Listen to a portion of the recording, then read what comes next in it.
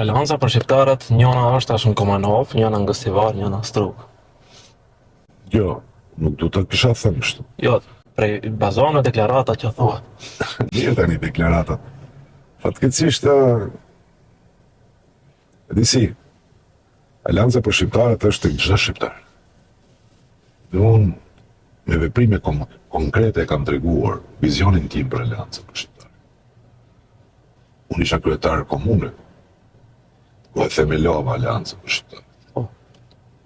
Po ashtu pa të bë koalicion që të rrezikova mandatin tim si kryetar komune dhe e çova pushtetin tim në zonën numër 6, ku prodhohen deputet. Numri më i madh deputet. Numri më i madh deputet. Apo. Dhe realisht nuk erdhi me rasi Aleanca për shqiptarët që u vrit nga 3 deputet në zgjedhjet e para kur garoi në 12, në 2020 kur garoi përsëri. Dhe me fjalë, nuk ka Aleancë të Kumanovës, nuk ka Aleancë të Gostivarit, nuk ka Aleancë të Strugës, ka Aleancë për shqiptarë. Dhe shumë shpejt do të zgjidhet kjo çështje.